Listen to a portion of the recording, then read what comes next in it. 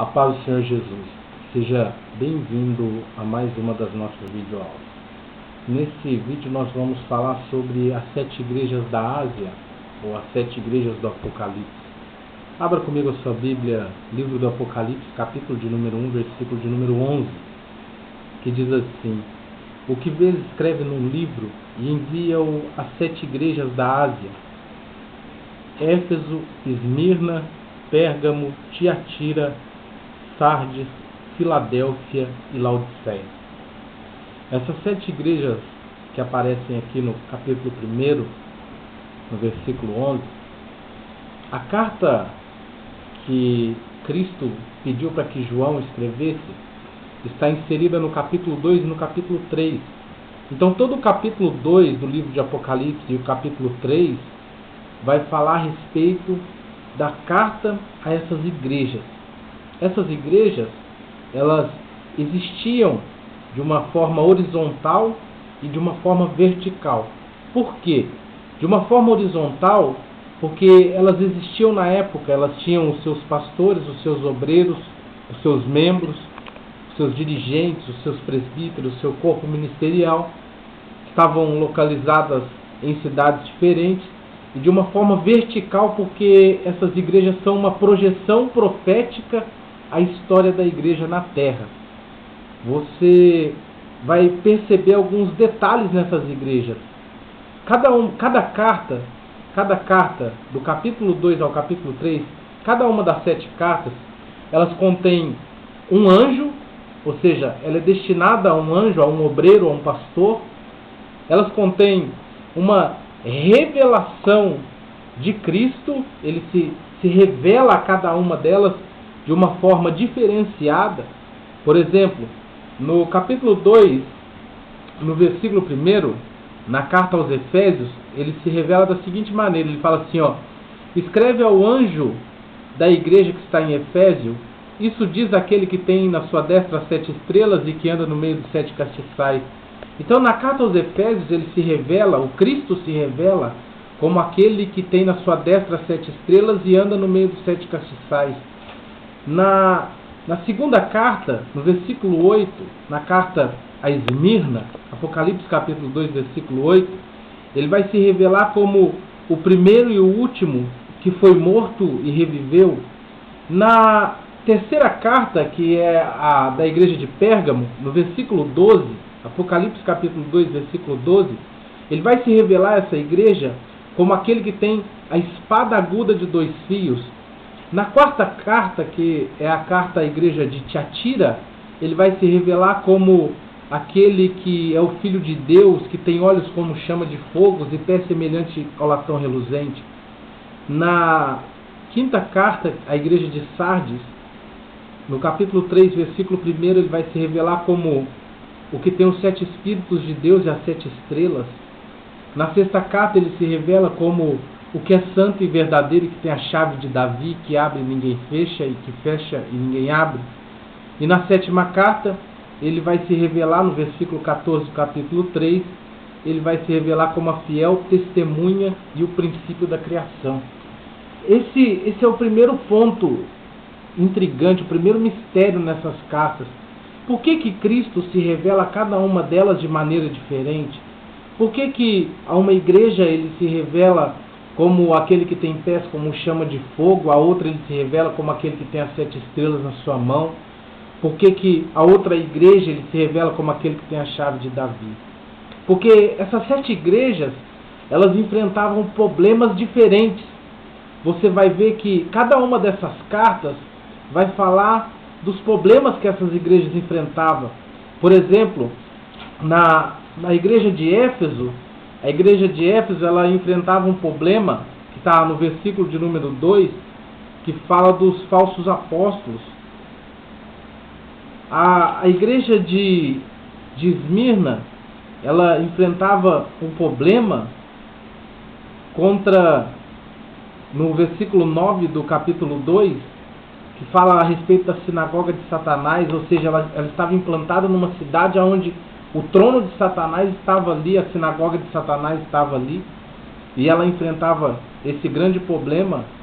A igreja de Pérgamo, ela enfrentava, no versículo 14 do capítulo 2, ela enfrentava um problema com a doutrina de Balaão e com a idolatria. Então cada uma dessas igrejas, elas enfrentavam um problema diferente. Mas por que elas se depararam com essa situação? Porque elas abandonaram os ensinamentos de Paulo. Paulo, quando escreve a epístola a Timóteo, ele fala, no capítulo 1, versículo 15, ele fala assim: tu sabes que todos os obreiros da Ásia se apartaram de mim. Ou seja, todos esses pastores, todos esses dirigentes, todos esses obreiros das igrejas da Ásia, eles abandonaram o ministério de Paulo e abandonaram os ensinamentos de Paulo. Sem um padrão de doutrina, sem um padrão da palavra de Deus, eles começaram a sofrer, e cada igreja estava sofrendo de uma maneira diferente, cada igreja estava passando por uma situação diferente. E Cristo tem que se revelar a cada uma dessas igrejas de forma diferente, para mostrar que Ele tem a solução para todos os problemas.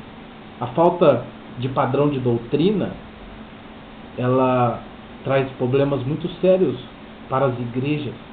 E cada igreja enfrenta um problema diferente da outra. Não tem uma igreja que não tenha problema, todas as igrejas têm problema.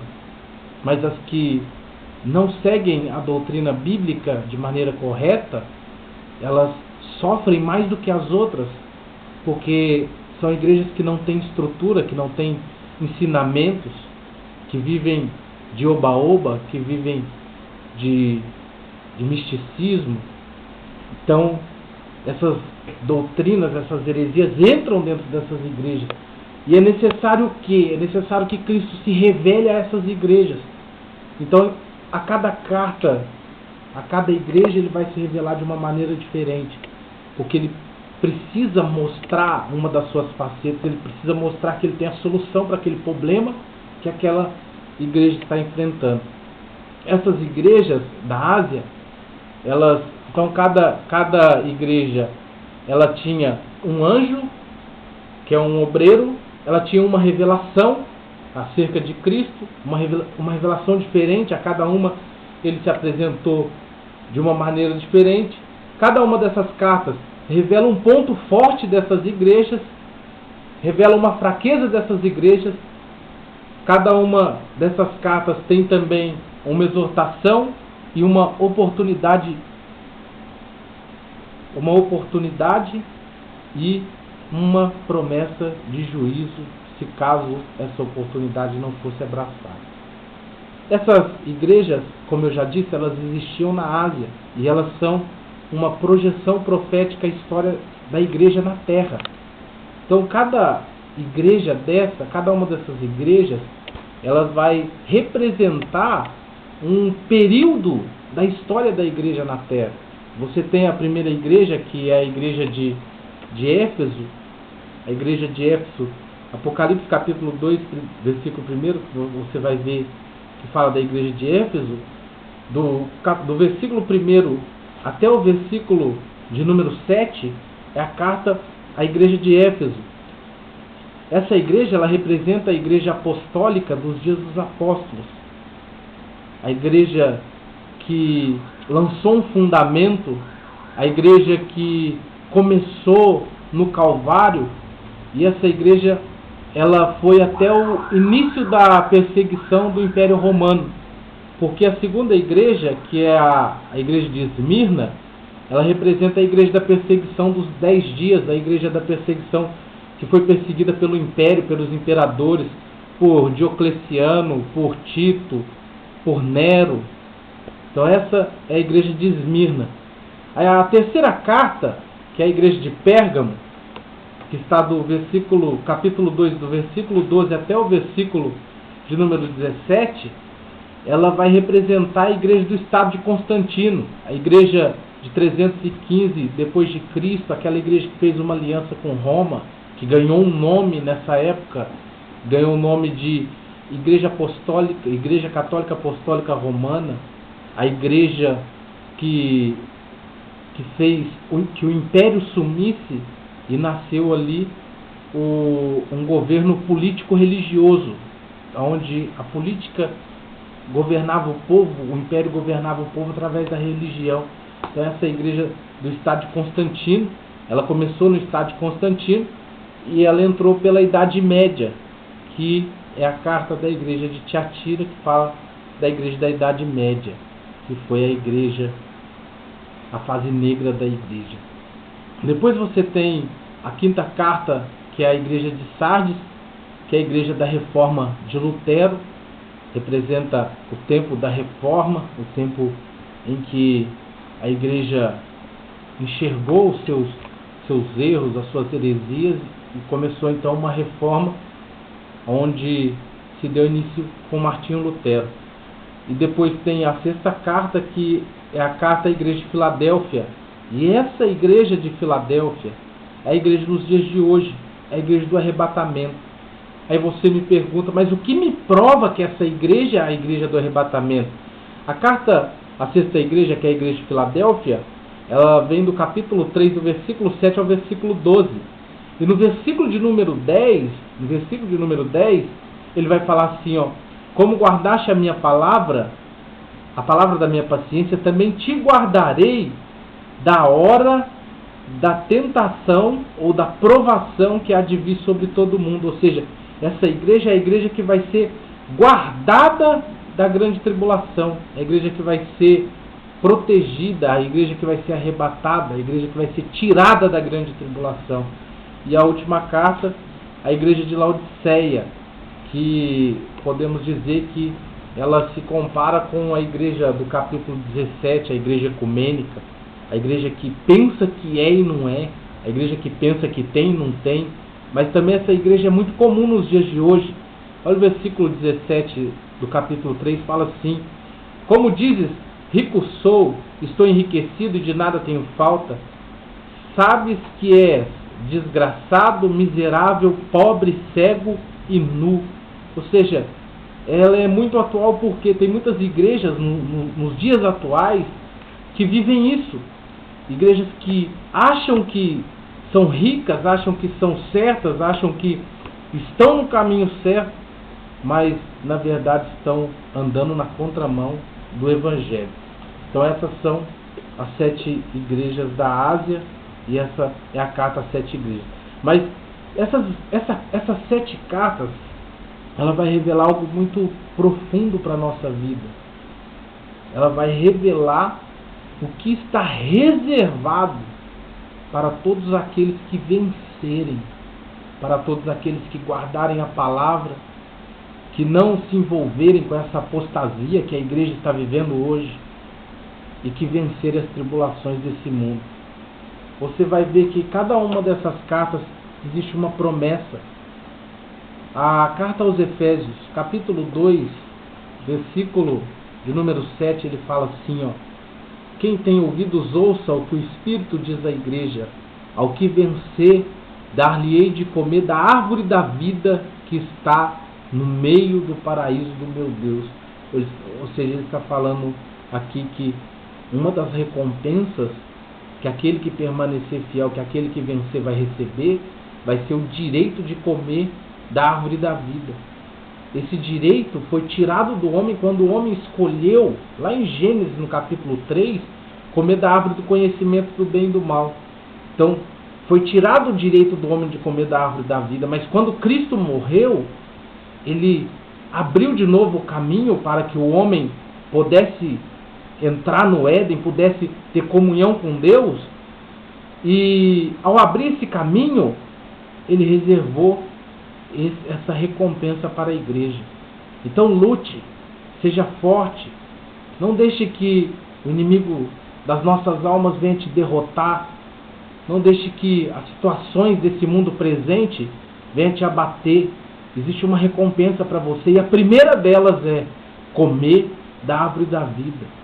Nós vamos comer da árvore da vida, mas só vamos comer da árvore da vida se vencermos, se permanecemos fiel até o fim. Outra recompensa está na segunda carta à igreja de Esmirna. No versículo 11 ele fala assim: Ao que vencer não receberá o dano da segunda morte. Ou seja, ele está falando assim, o que vencer vai ter vida eterna. O que vencer não vai ser lançado no inferno, junto com o falso profeta, junto com os ímpios, junto com Satanás, junto com seus demônios. O que vencer vai ter vida eterna, não vai receber o dano da segunda morte. Outra promessa nós temos na terceira carta à igreja de Pérgamo, no versículo de número 17, que diz assim: quem tem ouvidos, ouça o que o Espírito diz à igreja. Ao que vencer, dar-lhe-ei direito de comer do maná escondido e uma pedra branca uma pedra branca, e na pedra um novo nome, o qual ninguém o conhece senão aquele que o recebe. Quem vencer vai receber a chave da cidade, a chave da Nova Jerusalém, a senha de entrada dessa pedra branca, onde vai estar o seu novo nome escrito nela. Vai poder comer do maná escondido. Outra promessa de recompensa, de galardão, está na quarta carta à igreja de Tiatira, que fala assim: ao que vencer e guardar até o fim as minhas obras, eu darei poder sobre as nações, e com vara de ferro as regerá, e serão quebradas como vaso na mão do oleiro, como também recebi do meu Pai. Dar-lhe a estrela da manhã. Ele está falando, quem vencer vai reinar comigo, quem vencer vai governar comigo, quem vencer vai receber a estrela da manhã.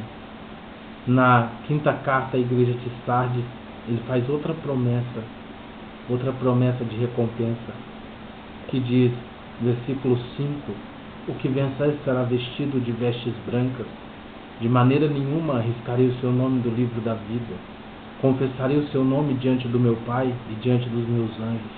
Ele está falando assim, quem vencer vai ser honrado por mim. O que lutar, o que vencer, o que prosseguir, o que for fiel, eu vou honrar ele diante dos anjos e vou honrar ele também diante do meu Pai. E eu vou tirar as suas vestes sujas, eu vou trocar as suas vestes, eu vou dar para ele uma veste branca, e ele vai ser puro como eu sou puro.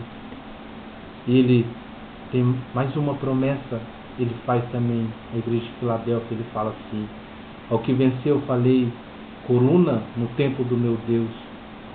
Versículo 12 do capítulo 3: e dele nunca sairá. Escreverei sobre ele o nome do meu Deus e o nome da cidade do meu Deus, a nova Jerusalém que desce do céu do meu Deus, e também o meu novo nome.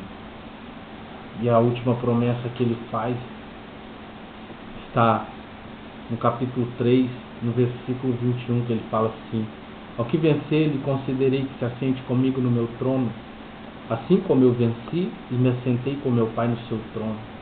O trono de Cristo, o trono do governo de Cristo está vazio.